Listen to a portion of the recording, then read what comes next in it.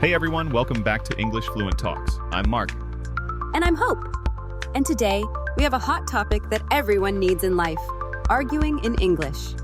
Yeah, because let's be honest, at some point you're going to disagree with someone. Maybe your boss, your best friend, or that one guy who always takes your parking spot.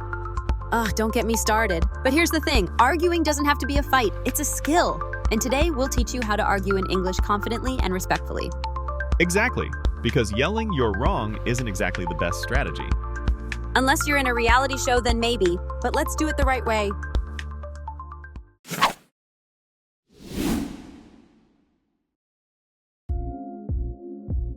All right, first things first, how do you disagree without sounding rude? Great question.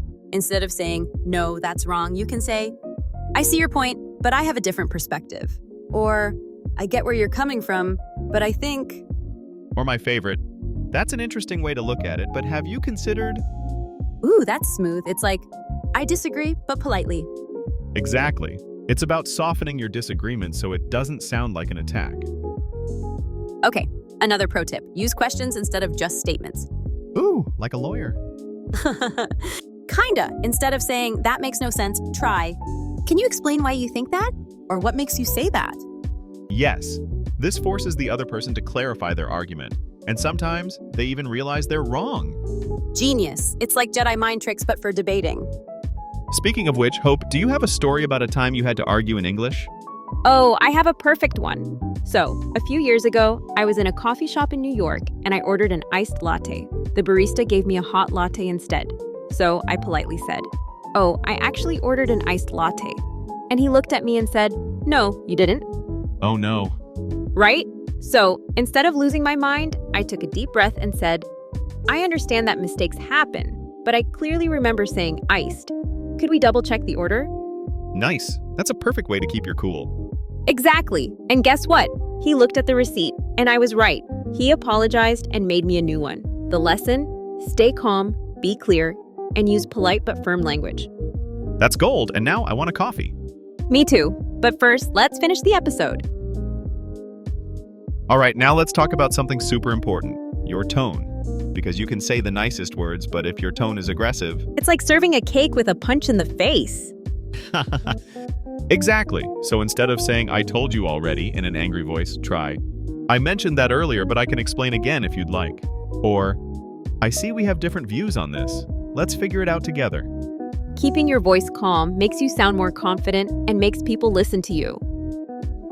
Now let's talk about real-life situations where arguments happen and how to handle them. Ooh, I love this part. Okay, let's start with workplace disagreements. Let's say your coworker takes credit for your idea. What do you do? First, don't panic. Say something like, "I appreciate your input on this project, but I actually suggested that idea earlier. Maybe we can work on it together?" That way, you assert yourself without making it a fight. Exactly. What about arguing with family? That's tricky. But instead of shouting, try, "I hear what you're saying and I respect it, but I see things differently because..." Love it. And what about the classic arguing with your partner? Oh boy. The golden rule? Avoid saying "you always" or "you never." Instead, try, "I feel frustrated when this happens. Can we talk about it?"